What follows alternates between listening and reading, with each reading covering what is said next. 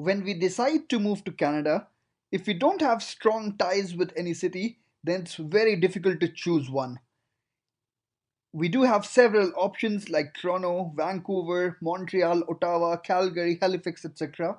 But this video is a comparison between the two most famous Canadian cities, Toronto and Vancouver. We'll compare the two cities based on several factors, starting with geography, of course, the weather, the population in these two different cities, the crime rate in the two cities. We'll also talk about the cost of living, which is a very important factor, of course. Then the different job sectors. We'll also talk about the local transports and we will talk about the different time zone. So this video is going to be very interesting. I just hope that this video will help you choose the city where you want to live in Canada. So without any further ado, let's begin this video.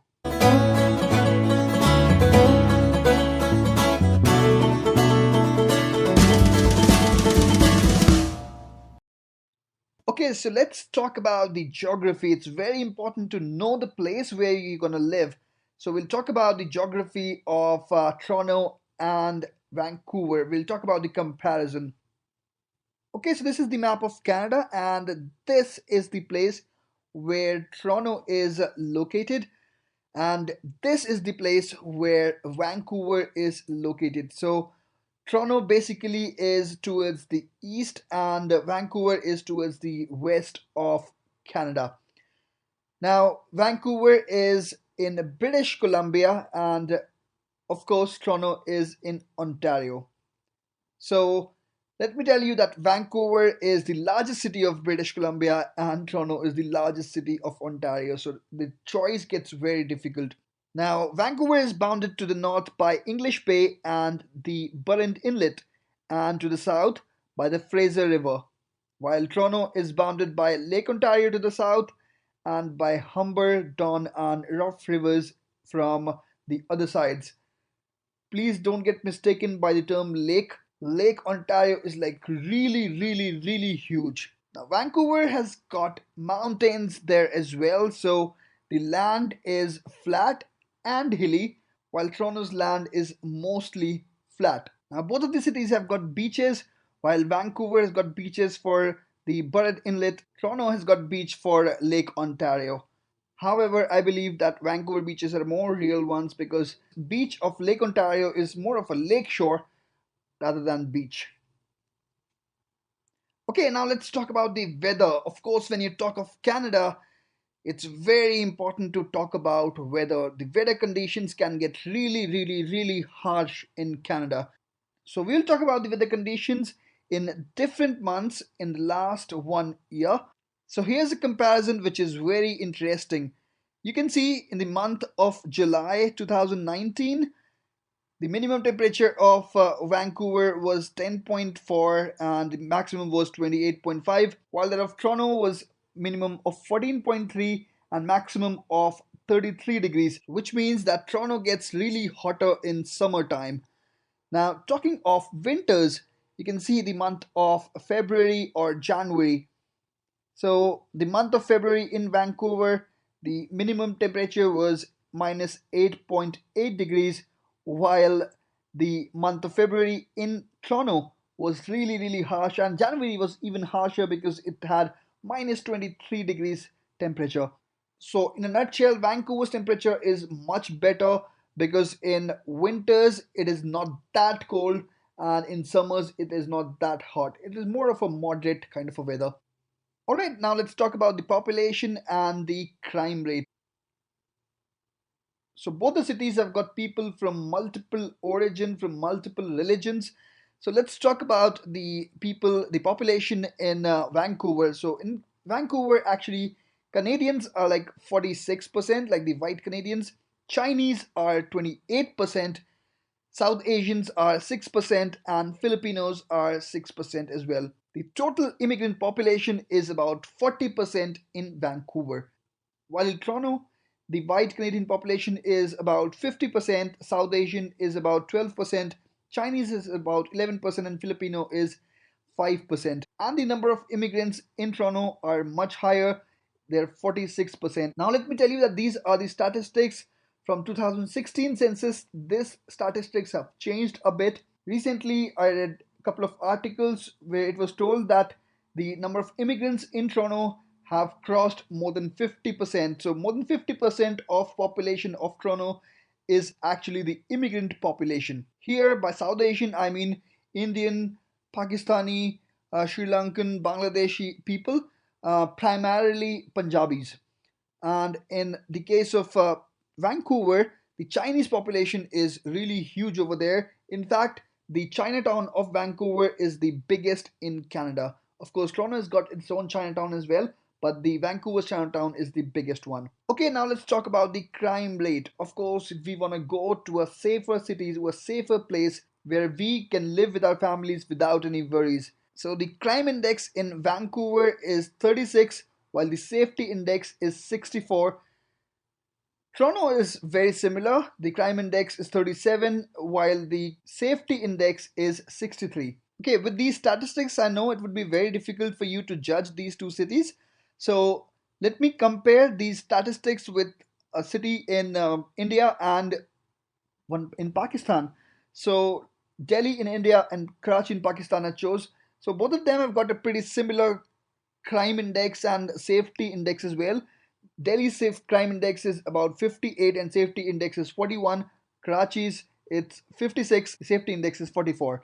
So you can see both Vancouver and Toronto are much lesser in the crime index and much higher in the safety index. So of course you can be rest assured about both of these cities. Both cities are very safe, but of course there are some crimes which do happen. Okay, now let's talk about the different job sectors in the two cities. And a bonus, I'll also tell you about the job salaries, the minimum wage, and the average wages in the two cities. Okay, Vancouver has got many jobs in technology, financial services, meaning insurance, banking, accounting, manufacturing sector, in the retail trade sector, construction, educational services, information culture and recreation, in film, in tourism, and in agriculture and fishing. However, in Toronto, it's very similar, but still it's a bit different. Obviously, technology jobs are the highest in Toronto, in Canada, then financial services again in Toronto, then fashion apparel jobs, then life sciences, design, music and film, aerospace is very prominent here, then food, beverage, and tourism and events. So these are all the primary job sectors in the two cities. Now the minimum wage is also very similar. The minimum wage of British Columbia is 13.85 and that of Ontario is 14. Okay, now when we've talked about the minimum wage, it would be very interesting to talk about the average salaries as well. So here's a chart. It is from salaryexplorer.com. It clearly says that Toronto is a winner over here because the minimum salaries are a bit on the higher side in Toronto. Now you can see the minimum salary in Toronto is 925 Canadian dollars. In Vancouver, it's 886. The median salary, however, is 6,559 Canadian dollars, and in Vancouver, it's 6,483. And the maximum salary per month in is 30,255 Canadian dollars, while in Toronto, it's 28,997. So they're very similar, but still, Toronto is a bit on the higher side. I'm really curious who gets that salary, 30,000 per month. Wow, what a salary. Okay, now let's talk about the cost of living in the two cities. I'm sure many people will be interested to know which city is cheaper. Okay, to compare the cost of living, I'll take you to this website, numbeo.com. I just hope that they pronounce it only this way. So you can visit this website and compare the cost of living of any two cities. Over here, you'll find the differences. They've clearly mentioned that Vancouver is slightly lower in comparison to Toronto apart from the rents. However, I just read an article just a few weeks back which said that the Rents of Toronto have been increased by 10% since last year, and they've crossed the rent prices in Vancouver now. Whatever it is, the rent prices are very similar, but apart from that, you can see that Vancouver is slightly cheaper than Toronto. However, just a couple of years ago, Toronto was a bit cheaper than Vancouver. In the last couple of years, prices of rents and other stuff in Toronto have really gone high.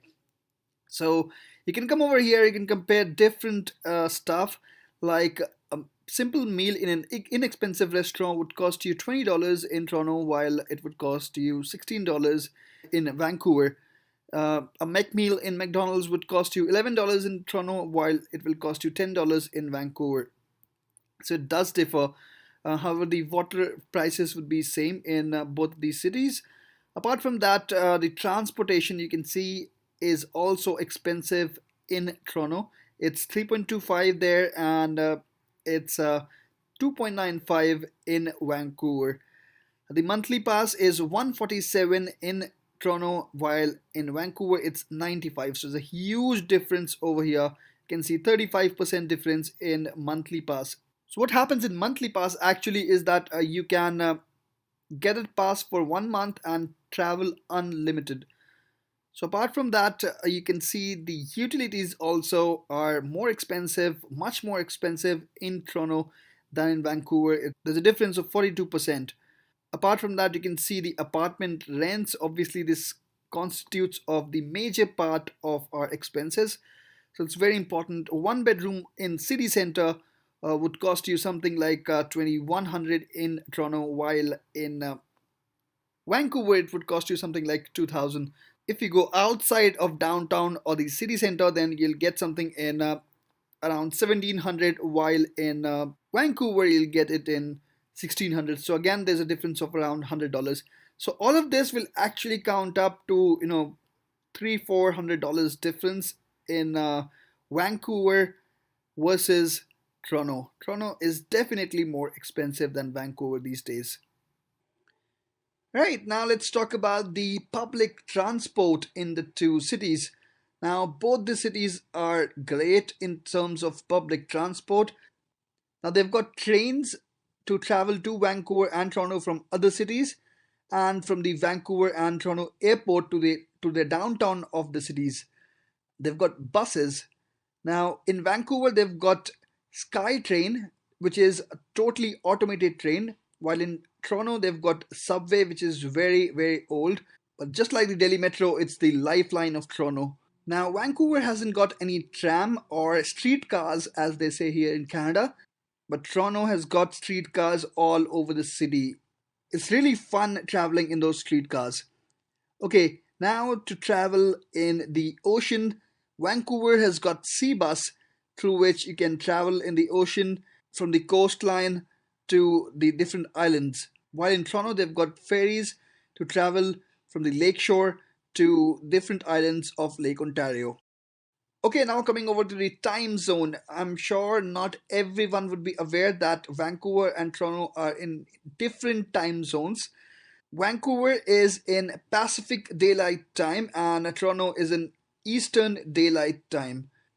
So let's talk about summers. If it is 7 p.m. in Vancouver, then it would be 10 p.m. in Toronto. There's a difference of 3 hours. If you want to compare it with Indian Standard Time, then it would be 7:30 a.m. of the next day in Delhi, in any place in India rather. While in winters it would change. However, the time in Vancouver and Toronto would be same, but the time in India would then be 8:30 a.m. of the next day. So the time difference would actually increase by 1 hour. Okay, so that's it for this video. I just hope that the information shared in this video would help you guys in deciding which city you want to choose. I'll provide some useful links in the description below so that you can also compare based on different statistics which city you want to choose to live in Canada. Thanks for watching this video. If you like the video, please click the thumbs up button and share it with your friends if you think it would be useful for them. And please don't forget to subscribe my channel if you haven't subscribed it yet.